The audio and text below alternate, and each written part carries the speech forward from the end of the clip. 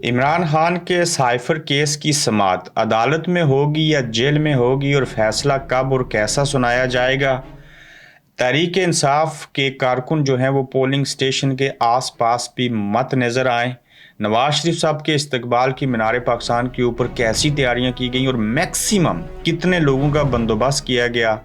वो कौन है जो बताएगा कि पाकिस्तान की मैशत मियाँ नवाज शरीफ साहब कैसे ठीक करेंगे, किस तरह से मुल्क आगे बढ़ेगा और क्या ये लोग इमरान खान से जीत सकेंगे। आज इसके ऊपर बात करेंगे।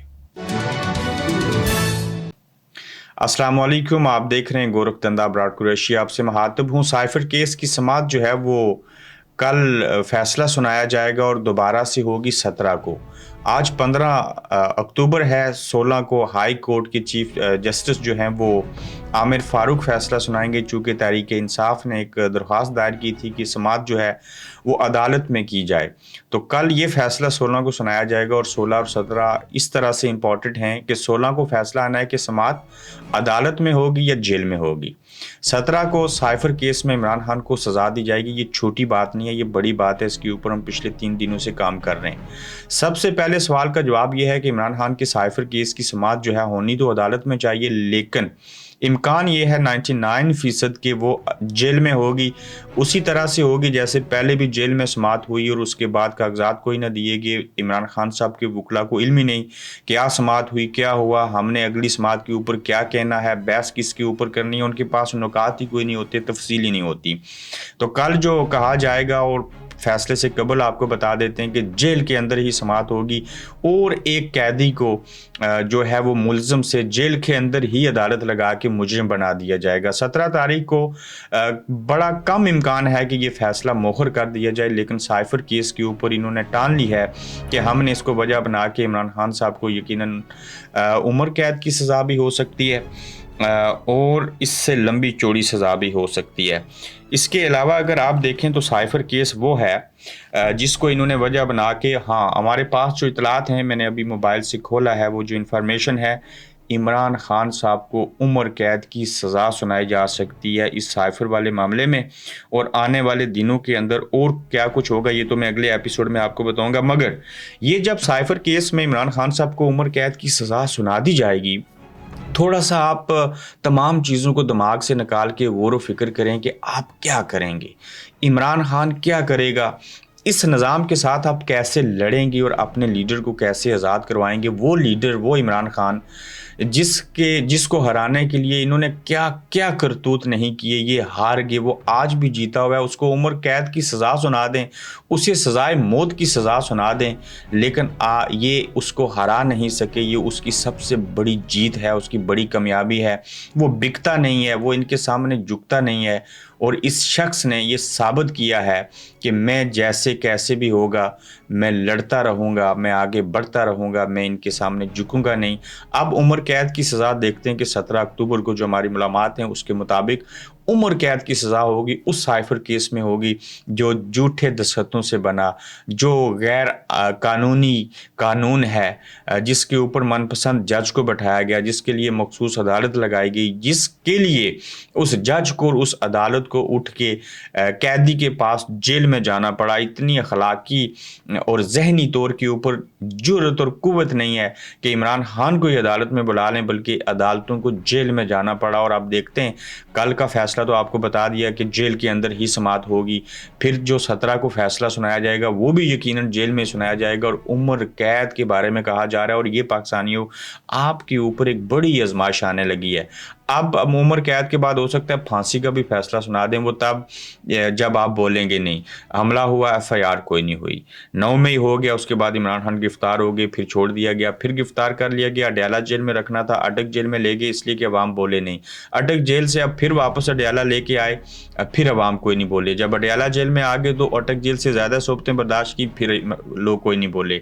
अब जब इमरान खान को उम्र कैद हो जाएगी तो लोग कहेंगे हाँ कोई नजूमी आएगा, कोई इमाम मेहंदी आएंगे, پتہ نہیں کیا کیا چیزیں ہوئیں گی، حضرت عیسیٰ علیہ السلام کے آنے کا انتظار کریں گے تو پھر شاید کوئی معجزہ ہو جائے، اپنی بڑاس نکالیں گے ٹک ٹاک کے اوپر، باقی جگہوں کے اوپر، عمران خان صاحب کے گانے لگا کے، ان کی تصویریں لگا کے دیکھتے رہیں گے، ایموشنل ہوں گے، چیختے رہیں گے، چلاتے رہیں گے اور کچھ نہیں کریں گے. تو اگر عمران خان کو جب عمر قید کی سزا بھی ہو جائے گی، آپ لوگ نہیں بولیں گے تو آپ کے لیڈر کا کوئی حل نہیں ہو سکے گا، کوئی چیز آگے نہیں بڑھ سکے گی. تو یہ امکان ہے کہ خان صاحب کو عمر قید کی سزا بھی سنائی جا سکتی ہے. اب دیکھتے ہیں کہ اس کے اوپر کیا چیزیں ہوتی ہیں. پھر آپ دیکھیے کہ تحریک انصاف جو ہے اس کے جو کارکنان ہیں بالخصوص، وہ کہیں بھی پولنگ سٹیشن کے بھی آس پاس نظر مت آئیں. اس کی وجہ کیا ہے جی؟ اس کی وجہ یہ ہے کہ گزشتہ روز بھی آپ کو بتایا تھا کہ ایک پورا پلان جو ہے الیکشن کمیشن نے ترتیب دیا، جس میں ڈیجیٹل میڈیا، چونکہ یہ سب سے زیادہ سپورٹ کرتا ہے سوشل میڈیا عمران خان کو، ان کو اجازت نہیں ہوگی پولنگ ڈے کے اوپر یہ وہاں پہ آئیں. الیکٹرانکس میڈیا پہلے سے خان صاحب کا نام نہیں لے رہا. اب جو کارکنان ہیں ان کے بارے میں بھی یہ کوشش کی جائے گی کہ وہ ووٹ تو عمران خان کو دینا چاہتے ہیں 60%، 70%، ہم انہیں پولنگ سٹیشن تک ہی نہیں آنے دیں گے، وہ ووٹ ہی نہیں ڈال سکیں گے تو عمران خان کیسے جیتے گا. تو اب دیکھیے کہ الیکشن ہوں گے یا نہیں ہوں گے، لیکن انہوں نے بیک اپ پلان جو ہے، دوسرا پلان جو ہے وہ ترتیب دے رکھا ہے. اور اس صورتحال میں لگتا یہ ہے کہ یہ اپنے پلان کے اندر کامیاب ہو جائیں گے. کیوں؟ عوام بولتے نہیں ہیں. عوام جو ہیں وہ بے خوف و خطر بیٹھے ہیں، خوف میں بیٹھے ہیں، اور انہیں عمران خان کا کوئی فکر نہیں، اور چیزوں کی کوئی فکر نہیں، وہ کوئی ری ایکشن نہیں دکھائیں گے. تاہم علی محمد خان اور باقی لوگ کہہ رہے ہیں ہم جلسے بھی کریں گے، ریلی بھی کریں گے، فلان چیز بھی کریں گے. عمران خان جن لوگوں کی اور جس بنیاد کے اوپر، جس امید کے اوپر جیل میں گیا تھا، وہ مجھے نہیں لگتا کہ وہ قوم، وہ عوام جو ہیں وہ اس طرح سے کچھ کر پائیں گے. اور اینڈ آف دی ڈے وہ ووٹ ڈالنے تک بھی وہاں نہیں پہنچ سکیں گے. اور اگر چلے بھی گئے تو وہ کھلواڑ ہوں گے جس کے اوپر مجھے نہیں لگ رہا ہے کہ وہ ری ایکشن بھی دکھائیں گے یا کوئی اس طرح کی چیزیں ہوں گی. تاہم دیکھتے ہیں کہ یہ بات کہاں تک سچ ثابت ہو سکتی ہے کہ عمران خان کے لوگوں کو پولنگ ڈے کے اندر دن ووٹ تک نہیں ڈالنے دیا جائے گا. نواز شریف صاحب کے استقبال کی تیاریاں کیسی چل رہی ہیں جی؟ سارا کچھ ہو رہا ہے. دوسری طرف لوگ یہ بھی کہہ رہے ہیں ہو سکتا ہے وہ پاکستان نہ آئے، لیکن یہ امکان کم ہے کہ وہ پاکستان نہ آئے. ہوگا تو ان کے ساتھ بھی دھوکہ کہیں یہ نہ کہنا پڑ جائے میاں صاحب کو کہ مجھے بلایا کیوں. اس کے سلسلے میں مینار پاکستان کا انتخاب کیا گیا ہے، کوئی 8 ایکڑ جگہ کا انتظام کیا گیا ہے. اس 8 ایکڑ کے اندر جو میکسیمم کرسیاں لگائی گئی ہیں اب تک کی معلومات کے مطابق وہ 20,000 ہیں. 15,000 سے 20,000 کرسیاں لگیں گی، اور اتنے ہی لوگ جو ہیں وہ ان کی ضرورت ہے، متوقع ہے. کھلے ڈلے کر کے ٹیبل لگائے جائیں گے، منشور کی جگہ مینیو ہوگا، مینیو میں اچھے کھانے ہوں گے، کھانے لوگ آ جائیں گے. رات کا وقت رکھا گیا ہے، اس میں لائٹنگ لگی ہوگی، بڑے بڑے تمبو اور شمیانے لگے ہوں گے. تو اس کے تحت یہ تاثر دیا جائے گا کہ بڑا عالی شان مینار پاکستان کے اوپر میاں صاحب کا استقبال ہوا ہے.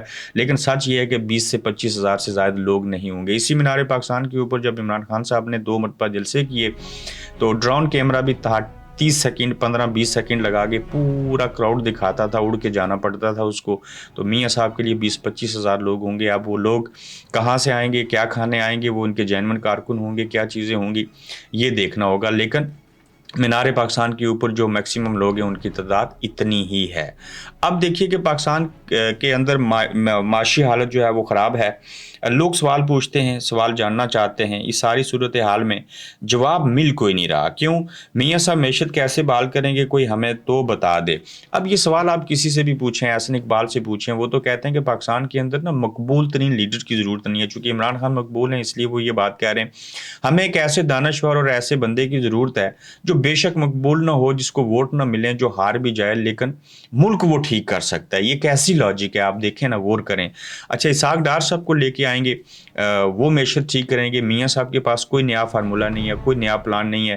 اگر انہی اسحاق ڈار صاحب نے اور انہی میاں صاحب نے معیشت ٹھیک کرنی ہے، چلے میاں صاحب پہ بلیو کر لیتے ہیں، بزنس کمیونٹی ان کے ساتھ ہے، بڑے تاجر جو ہیں ان کی حمایت ان کو حاصل ہے، وہ سابق وزیر اعظم ہے. نو ڈاؤٹ 2018 میں ملکی معیشت بہت اچھی تھی.